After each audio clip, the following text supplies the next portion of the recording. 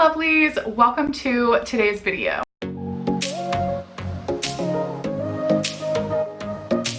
Today is going to be my pregnancy update for week 6. If my outfit and the background look familiar, it's because I actually just filmed my line progression update and TTC update for you guys. If you haven't seen that video, I will go ahead and link it for you in the iCard so you guys can pause this video and go watch that first if you're interested in that. Thank you so much for clicking on today's video. I really appreciate you guys being here. I love seeing so many new faces. I'm so happy to have all of you, and I've really loved connecting with so many of you. I also just recently put out my pregnancy update for week 5. So if you guys missed that, or if you're interested in knowing that information, if maybe you're closer to week 5 than you are to week 6, I will link that video for you as well in the iCard so you can go watch that. Like I've said in all of my pregnancy update videos, I am gonna try to keep these as concise as possible. Mainly talking about new symptoms, briefly mentioning if current symptoms are continuing. And I'm continuing to film these because I'm noticing symptoms, like I'm noticing new stuff. So I want to keep you guys updated. Also, because I didn't do this when I was pregnant with my daughter, I wasn't on YouTube then. So I want to have this just as memories as well. We also think maybe we'll continue to expand our family in the future. And I don't have like hardly any recollection of my pregnancy with Kala, except for stuff that happened at the very end. So this would be helpful to have in case that happens. One of the reasons week 6 was a big week is because 6 weeks and around 3-ish days was when we lost our pregnancy in March this past year. If you guys are unaware of what happened there, I will go ahead and link the video for that video up in the iCard so you can go watch it as well if you're interested. So having this experience of pregnancy after loss has been really full of anxiety for me, especially this week because of that specific experience. I was extremely nervous. It's hard not to just like go back to that place. I've also heard from other mamas who have had losses that your due date of that pregnancy that you lost will also be a hard time, which for me will be in November. So I just anticipating, you know, taking this pregnancy day by day. And I will honestly tell you guys, if you're in a similar situation, that as time goes on, I feel more and more confident and less preoccupied with the anxiety from the past. Also, the other biggest piece of advice that I've received from women who've been in a similar situation are don't let the past of fear and anxiety and, you know, horrible situations steal today's joy and hope and excitement. So that's something that I continue to refocus on every single day. I just want to continue to share my experience with pregnancy after loss because just like the TTC community in general, a lot of times people are going through it and they feel totally alone, even though there's so many other people who are going through something similar. So I always say this, if you guys have a friend or family member or you yourself are going through something similar and you just need to express it because you're having a hard time, feel free to share this video with whomever you need to or whoever you think is going through a hard time if you feel like it would be helpful to them. So on the flip side, this week was a big, exciting week because it was going to be the first time that we went to the doctor. My doctor's office actually considered it more of a viability check. So I still have to go back later this month for my first trimester appointment.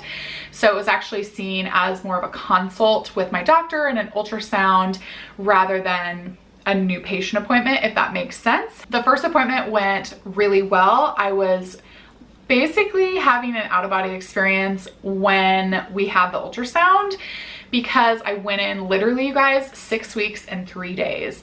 So it was just like,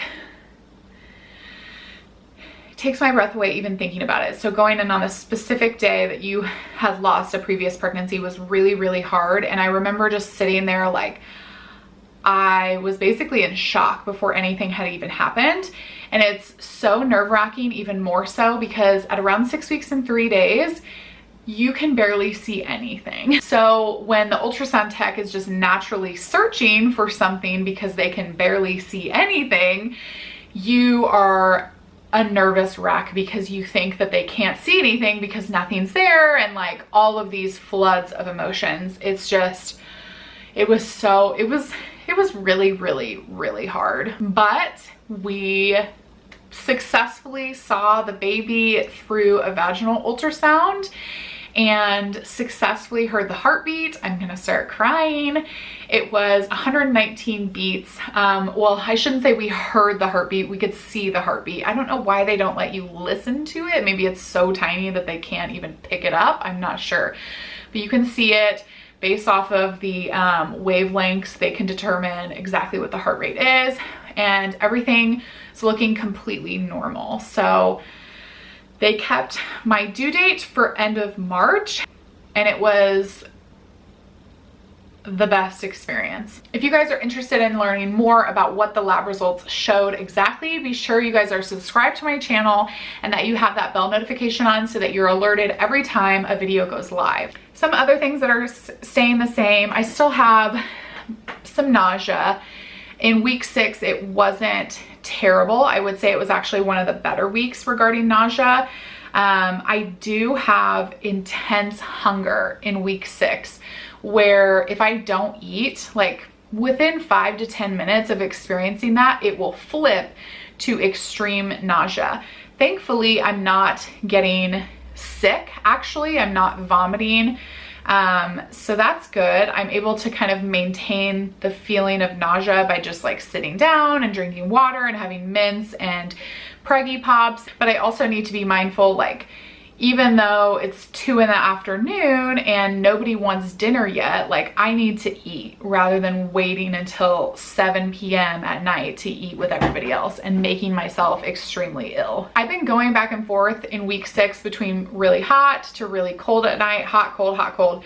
Again, I think that's a totally normal pregnancy symptom, even if you're not in the middle of summer. I'm starting to feel some sciatica, which I've talked about in previous videos. I had pretty severe sciatica when I was pregnant with Kala, and they were really surprised because they said first-time moms usually don't experience sciatica. It's usually something that happens for subsequent pregnancies. So with her, it started, I think, in like the 2nd trimester, and I'm already feeling it, you guys.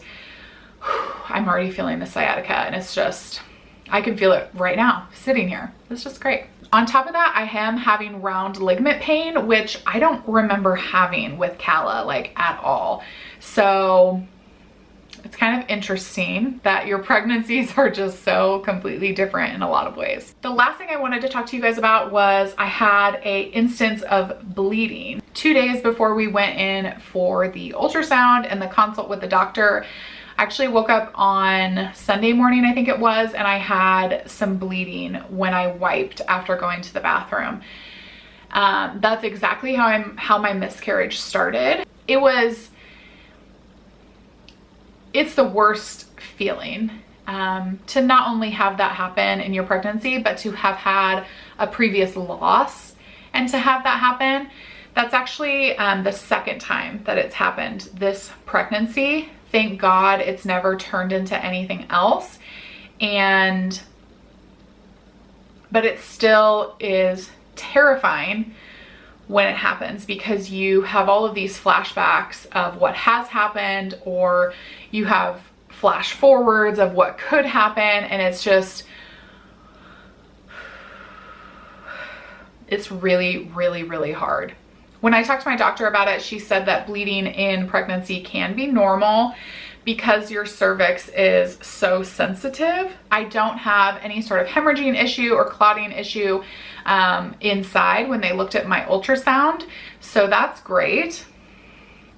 And I just continue to pray that nothing like that happens again, and that this pregnancy is nothing but successful and we end up with a healthy and happy baby at the end. That is it for week 6. I'm looking at my counter and I did not keep it very short today like I wanted to. Let me know down in the comments what your guys' biggest symptom was in your week 6 of pregnancy. Give this video a thumbs up if you liked it. Don't forget to subscribe to my channel if you're new. I would love to have you as a regular subscriber. And I will see you guys in the next video. Bye guys.